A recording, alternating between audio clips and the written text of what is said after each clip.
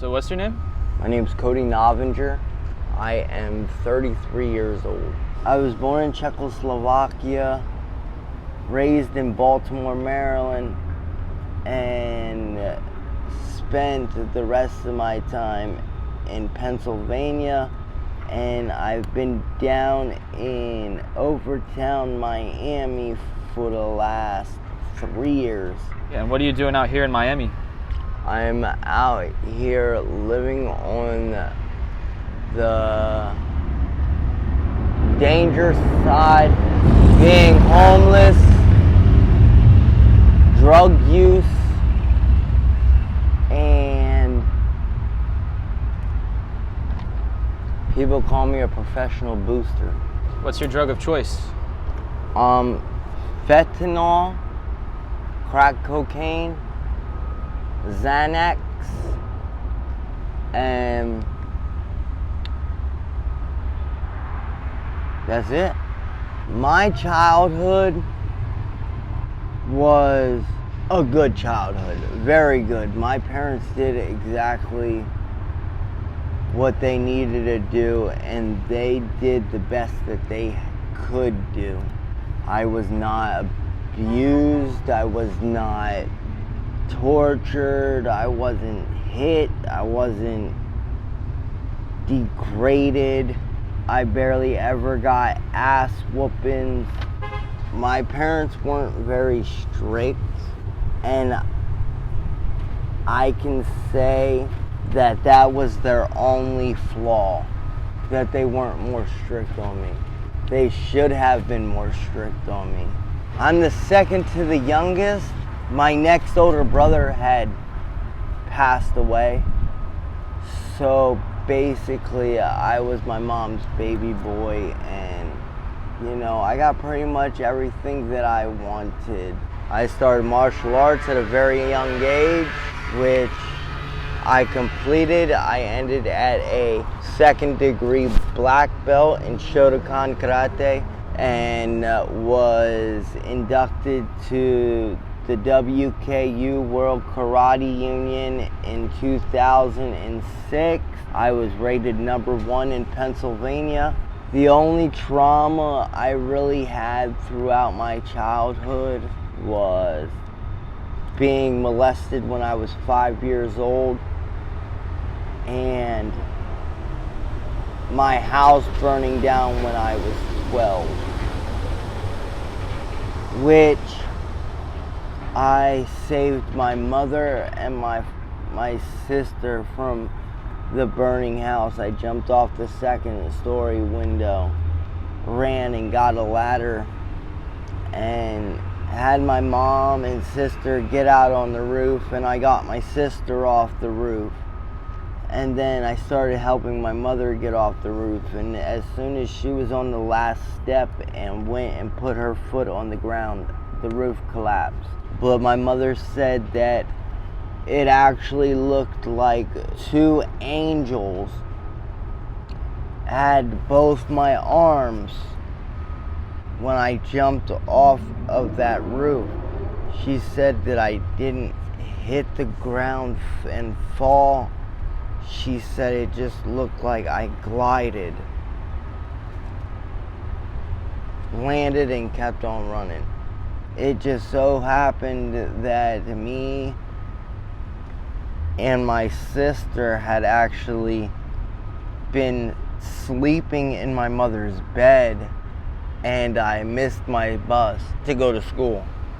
My mom still says to this day, if I wouldn't have skipped school, sorry for my hiccups, if I wouldn't have skipped school that day, they would no longer be here.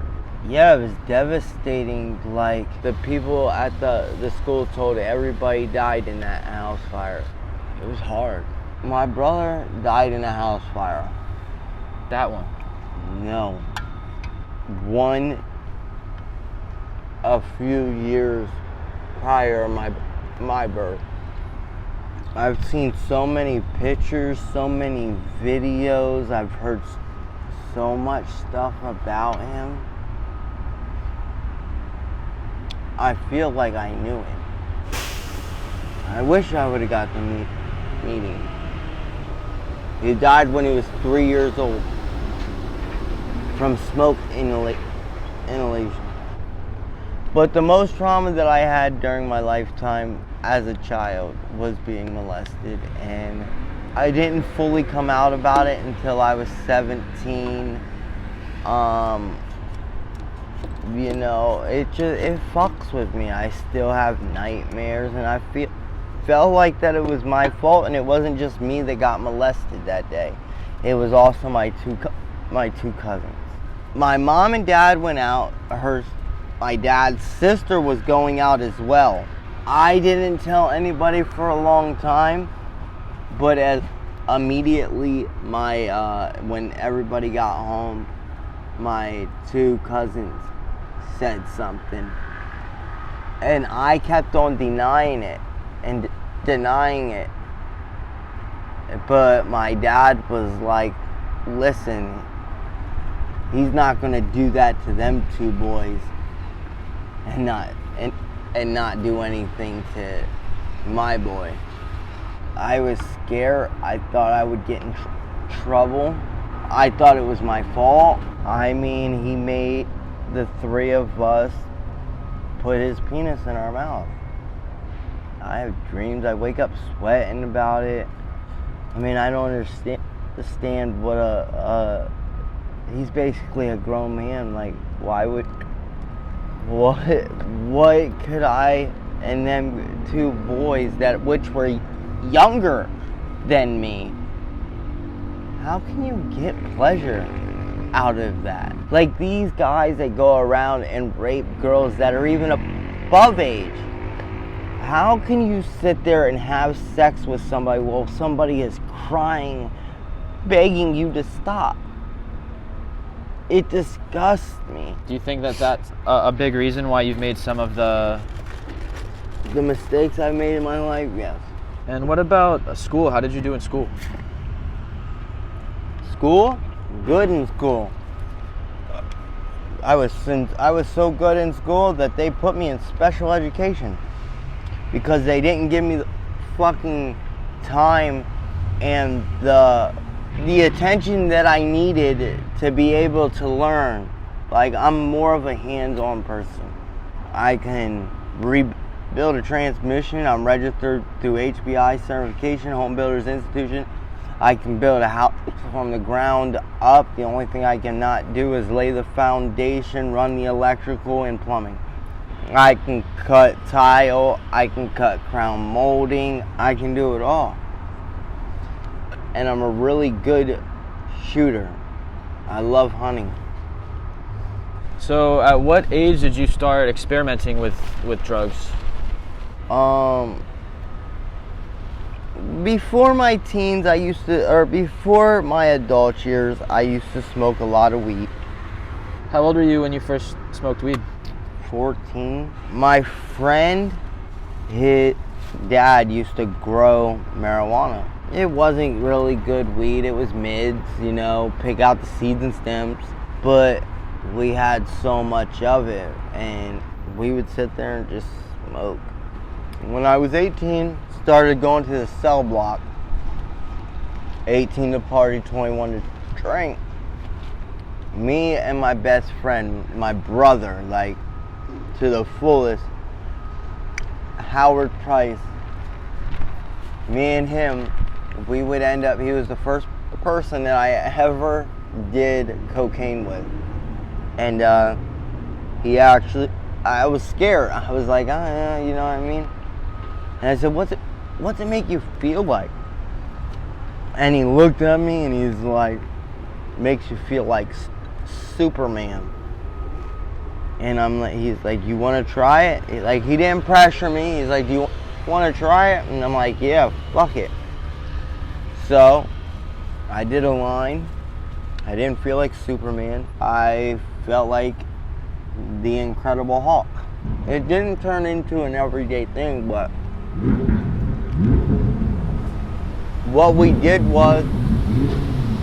is every Thursday before the 18 and up could go to the club, we would get either a ball of coke or we'd both get a gram each, and we would do a bunch of it before we went in, and we would tuck it behind our belt buckle, and we would grab a 40 of Steel Reserve, and we would slam the Steel Reserve, and then we would go into the club and, you know, go to the bathroom, take key bumps here, there, get bitches to come over, you know, party favor. So at what point did things start getting out of hand? When I hurt my back in 2010. I worked for a guy, Stu Caruso, and I was doing transmissions. And I ended up hurting my back there. And it started off with the Vicodin, Loratab, Percocets, Oxys. And then I started buying more on the street. And somebody said, yo, can you help me take these Cadillac Converters to New York so I could use your ID and I'll break you off? And I'm like, damn, can you get any Percocets or Vikes? And he's like, no. And he said, why are you doing that anyhow? I said, because I'm in fucking pain. I got 2 herniated discs and a torn rotator cuff. And he's like, why don't you do a bag of dope? Like, I can get you some heroin, $5 a bag. I guarantee you it'll last longer and work a lot better. So it started off with me getting he gave me 1 bag, and that bag lasted me 3 days. Whenever I had sex with a girl and couldn't bust a nut, and her not being able to handle it, because I could do a bag of dope and fuck for 3-4 hours and not bust a nut. 2 Quart North / you know, Long Dong Silver, just gave it to her. And girls love that. You know, a lot of men, they give them the best 30 seconds of their life and then they're done. Not me. I was able to keep on going and going and going. And I loved that. Plus, I felt good. Like, it, you know what I mean? I wasn't in pain. So when did it get out of control? I mean, like, what happened next? Multiple rehabs. It really honestly got out of control when I came down here. What brought you down here? Running from the police. Firearms not to be carried without license, felon not to possess firearm, and possession with intent to deliver 16 Xanax. And I owe them 4 years, 9 months state sentence. So and I just did 3. So I said, fuck that. Catch me when you see me. I have 17 new incarcerations in Pennsylvania, and I have 4 new incarcerations here. Basically held my baby mom and her family hostage at gunpoint because they threw me out of a moving vehicle when I was 19. Why did they throw you out of a moving vehicle? I guess because I started acting crazy. That's why I don't drink.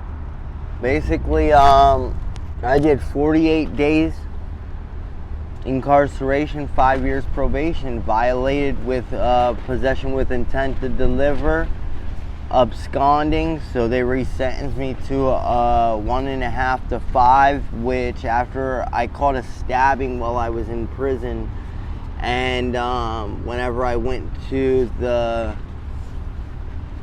hole, the RHU, the restricted housing unit, because I was sentenced to the dungeon for 365 days, I started looking through my paperwork and things weren't making sense, so I filed a PCRA and went back in front of the judge, and they ended up giving me 2 years back. But by the time that already took place, I already had 2.5 years in, so the judge gave me a 6-month mandatory max out, no parole, no nothing. they sentenced me 2 years over the statutory maximum. The most that they could give me was a 1.5 to 3 years. But I already had 2.5 years in, so they just had me finish out the 6 months and told me to kick the bucket, go. You keep in touch with your baby mama? No. Not after that? No, whenever I got out of state prison, I tried to work things out, but my mom said, listen, you don't need a female in your life to be able to take care of your child. And I realized that, and my son doesn't want to even live with her. So you're still in touch with your son? Absolutely. What, you have a good relationship with him? Yeah. That's good. Yeah, my mom and dad actually have custody of him. So you get out of prison for that time. What do you immediately do after that?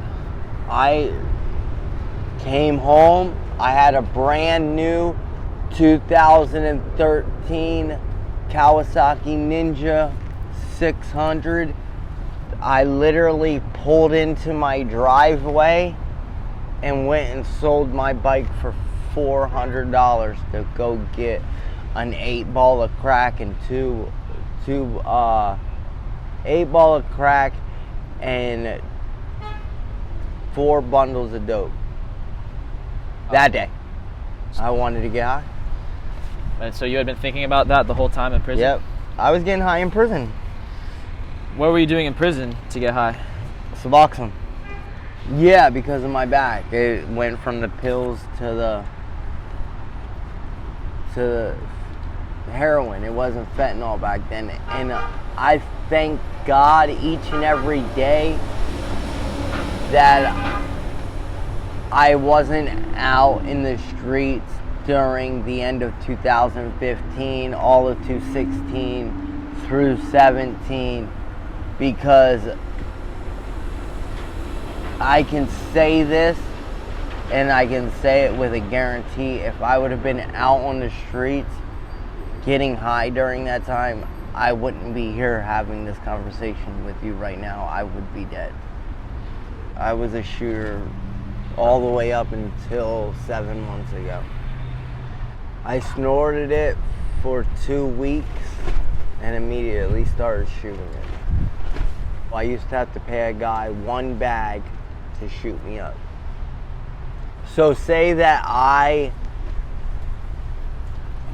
was getting 4 shots out of a bag, I would have to spend $50 to be able to get shot up. I would have to pay him each time he hit me. I just said, fuck it, I'm tired of paying. So this is costing me just as much as the pills was costing me. So I might as well just, you know what I mean?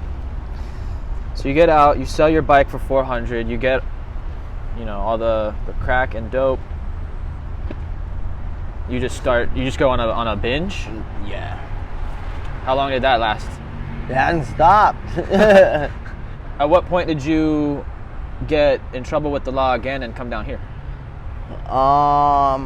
Like I said, I signed a 5-year sentence, which I already had 3 months in, so I signed a 4-year, 9-month state sentence.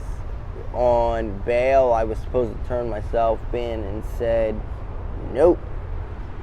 They came, me and my girl Marissa, God rest her soul. She just died from cancer on August 5th.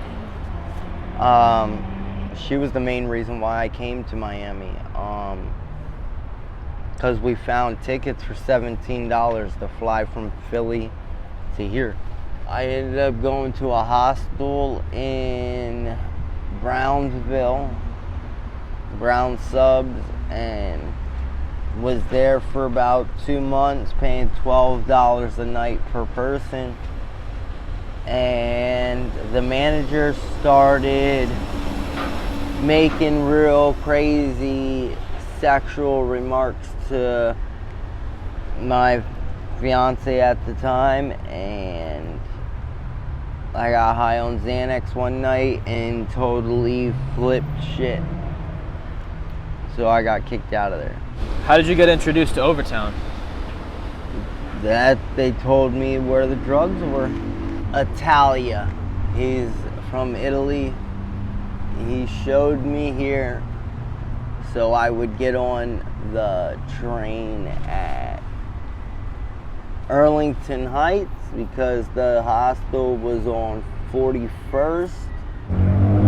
We started coming over here, getting high. Once I got kicked out, we just got a tent and moved over here. You and your fiance at the time? Yeah. And how many years have you been out here? 3 years. Can you talk about some of the things that you've experienced being out here in Overtown for the last 3 years? Overdoses, murders, jail. You've been arrested here? Yeah. Retail theft. Well, they call it petty theft here. Possession of cocaine, paraphernalia, shit like that. So those are just kind of like quick in and out sort of things at the jail here. The most I've ever spent in jail was 43 days. And when you get arrested here, they don't see that you're wanted in another state? Yes, but my felony fugitive warrants are only for surrounding states only. So they can't do anything. So Ohio, New York, Virginia, Maryland, New Jersey, Delaware. I was hit in the head by a 16-year-old kid with a piece of rebar that was all fucked up on Xanax, and he hit me so hard that he knocked me out of a brand new pair of Vans. That's the only time I've ever really came into contact with anything harmful. Do you know why he did that? To steal my Tide Pods, laundry detergent. I was gushing out the back of my head. Someone called an ambulance, or? No, I actually walked down the street, blood squirting out of my head, and a lady walked up to me and was like, "Oh my goodness, you gotta go to the hospital." I'm like, "Why?" I thought I was just sweating. And she's like, your head's bleeding pretty bad. And I went like this, and my whole hand was covered in blood, bright red blood. And she gave me a $20 bill and said, "Listen, go to the hospital." Did you go? No. What did you do? I just took care of it myself. What'd you do with the $20 she gave you? Went and got high. Are there any like defining experiences that you've had out here that you think, that maybe you think about a lot or that have impacted you a lot? Yeah, being taken advantage of. People, I treat people with so much respect, and people just take advantage, and just like people steal from me after I help them. It's disgusting. People are for themselves out here. I've seen and heard people do some very, very foul things to people here. Like literally overdose people on purpose to rob them. Have you ever saved anyone from an overdose? I've saved a couple people. Phil, which with Pocahontas just passed away. I saved him. Saved a couple people. I actually woke up next to somebody that was dead, and I couldn't even overdose him. It was a waste of time. He was gone. Was that someone you were close with? No, I didn't know him. I didn't even know that he was dead. All I know is he was getting high about 20 feet away from me, and whenever a friend of ours Billy came up and was like, yo, you got any Narcan? And I'm like, yeah, why? And he's like, this guy's over here overdosed. And I'm like, where? And I grab my Narcan and I start to go walk over. And I started crying. I'm like, Billy, he's gone. He's like, no, he's not. He like, we can get. I'm like, bro. He shit himself. All of his body flushed. He was completely gray. And somebody covered him up. And still to this day, I can't tell you what his face looked like. I don't know why. I remember the whole situation, but I can't sit here and tell you he had this color eyes, this color hair. I just can't. Do you know where the pusher is?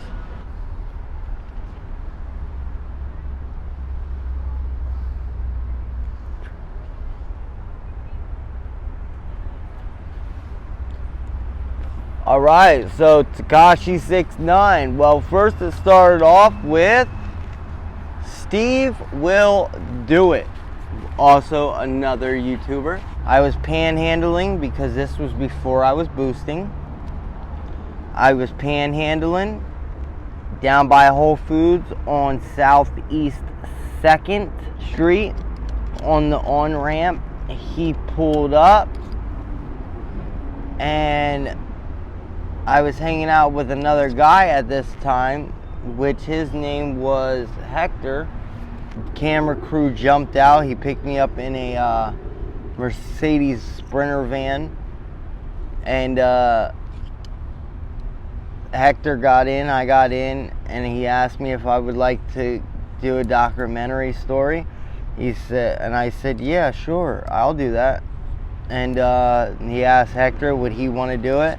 He said, yeah. So, that's what we did. But he didn't feel comfortable with putting my story out there with me being a felony fugitive. And he didn't think that his subscribers, the people that watch his movies, or his channel, would think that that was cool, that he's helping a fugitive, you know what I'm saying? So they ended up taking and using Hector's story, but he ended up getting me a penthouse at the SLS Lux for 3 weeks, which Steve Will Do It has a penthouse suite at the very top of the SLS Lux residency. He got me a 3-week stay there, which was pretty cool. I had a bar that got replaced every day, and I'm not talking about little shooter bottles, full bottles of vodka, whiskey, all that. And I used to take those and come to Overtown and sell those every morning. I had room service, all I could eat. I had gotten a $300 haircut that started in a Mercedes Sprinter van from a guy that cuts a lot of professional, well-known people. It started there, but they were having a get-together at the top of the SLS in Steve Will Do It's apartment. So we ended up going up there, and I went to the top of the balcony, and then he put a $500,000 cubic link chain on me. There was all the weed you could smoke. I don't smoke weed. But he asked me, hey, have you ever been on a $7.1 million yacht? And I'm like, no. He said, you know who 6ix9ine Tekashi is? And I said, yeah. I said, that's my son's favorite rapper. He's like, really? He was like, well, what would you say about going on a yacht with him? And I'm like, yeah, fuck yeah. So me and Tekashi, he drove me in his rainbow Ferrari, and we went to the 5th Street Marina, and we boarded the Scarlet, and we went out to Key Biscayne for about 8 hours, partied with some girls, fucking did a whole bunch of crazy shit, drank. I don't know if you know who Murder Mitch is from Def Jam Records or Rockefeller Records. He was there, but me and Tekashi, we were racing out in Key Biscayne on jet skis and shit.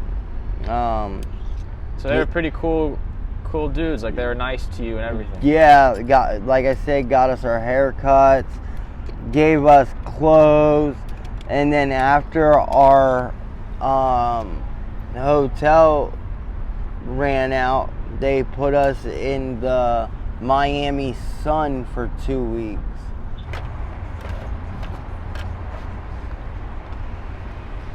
How do you make money to support your habit?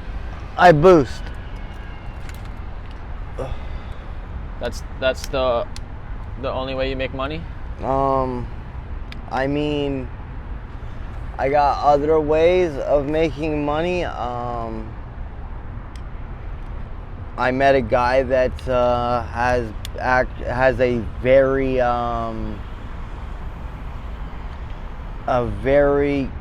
good job that has a good reputation in the society of Miami. He holds some power in the Miami Health District. So I get money through him. I don't want to mention his name. I don't want to, fuck up his reputation or, have people hear what, we've done. But, very good guy. I love the man. Like, he's helped me tremendously. Like, if I wouldn't have met him, I don't know where I would be at today. Completely. This is the 3rd tent that he bought me. Literally. I go to his house. He's the one that gets my hair cut. He's the one that gets me clothes, shoes. He's the one that takes me to his place where I can eat, shower. He gets me my cell phones. He's the person that I have hold my social security card, birth certificate. Honestly, if everything would go right, I would love to be in a relationship with this man. I've fooled around with men before. You know what I'm saying? And that was basically the only reason why that began, was for money to support my addiction. But it's not like that with him. It is actual, like, love. It's like, it's not just boom, bang, bang, here's money, bang, go. We have a relationship. We have a bond. We have an attachment with each other. So do you want to stop this lifestyle that you've Absolutely. I want to an 8 to 10 hour job every single day. I want to go home, I want to shower, I want to eat dinner, watch a movie, and go to bed. I could live the rest of my life with that routine. What do you think needs to happen for you to get to that point? I need him to be willing to do so. Do you have a desire to get clean? Absolutely. But like, if I go get clean right now, what do I do? What do I can't go home. Are you happy? I'm happy with this man next to my side and trying to encourage me.